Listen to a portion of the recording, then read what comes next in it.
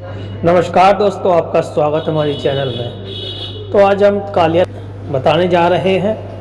अगर आपको मेरी कहानी अच्छी लगे तो लाइक शेयर सब्सक्राइब करिएगा। तो चलते हैं कहानी की ओर।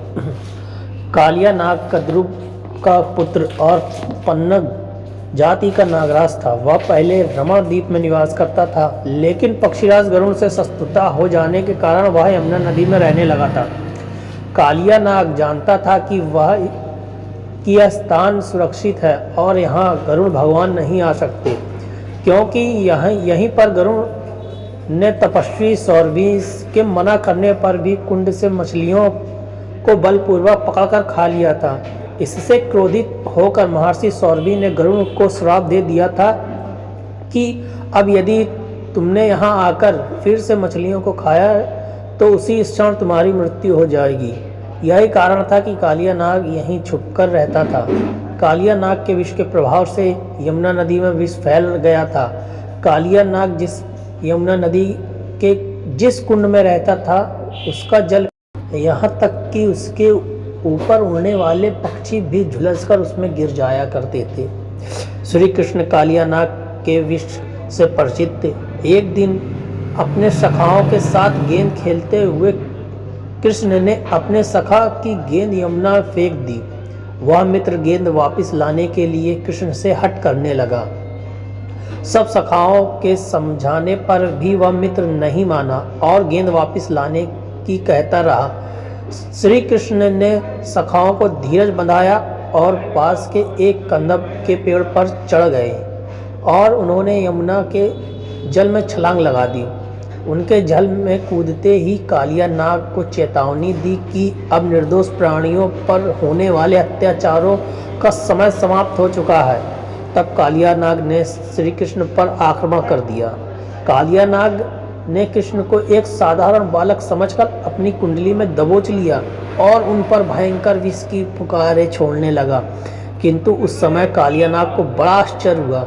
जब कालिया के विष का कृष्ण पर कोई प्रभाव नहीं पड़ा, वह थक चुका था। तब कृष्ण उछलकर कालिया नाग के फनों पर चढ़ गए और उस पर पैरों की प्रहार करने लगे। वृंदावन के सभी नर नारियों ने देखा कि भगवान श्री कृष्ण के एक हाथ में बांसुरी थी और दूसरे हाथ में वह गेंद थी जिसे लेने का बहाना बनाकर यमुना नदी में कूदे थे। कृष्ण उछलकर कालिया के फनों पर चढ़ गए और कालिया नाग के फनों पर प्रहार करते हुए उन पर नृत्य कर रहे थे और बांसुरी बजा रहे थे। कृष्ण के पाद प्रहारों से कालिया शीघ्र ही रक्त वामन करने लगा। उसका शरीर निस्तेज और निर्बल हो चला। कृष्ण ने इस स्थिति में नृत्य करते देख वृंदावन वासियों ने उनकी उच्च स्वर में जय जयकार करनी आरंभ कर दी। अपने सबल पति को इस प्रकार निर्बल होते देख नाग पत्नियां तुरंत समझ गईं कि उनके पति पर विजय पाने वाला यह बालक कोई सामान्य बालक नहीं बल्कि साक्षात परमेश्वर ही है। नाग पत्नियां तुरंत अपने सभी संतानों को लेकर प्रभु श्री कृष्ण के शरण में आ गईं और नतमस्तक होकर उनकी स्तुति करने लगी।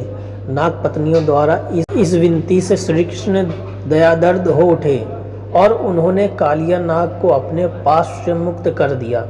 पास से मुक्त होते ही कालिया नाग के शरीर में प्राण संचार होने लगे। भगवान श्री कृष्ण के सम्मुख अपने समस्त फन झुकाकर विनती स्वर में बोला, हे स्वामी, आपको पहचानने में मुझसे भूल हो गई। श्री कृष्ण ने प्रसन्न होकर कालिया नाग को अभय प्रदान कर सब परिवार रमणद्वीप में जाने के लिए आदेश दिया तथा उसे अभय देते हुए बोले, अब तुम्हें गरुड़ का भय नहीं रहेगा। वे तुम्हारे फनों पर मेरे चरण चिन्ह देखकर तुम्हारे प्रति शत्रुता भूल जाएंगे।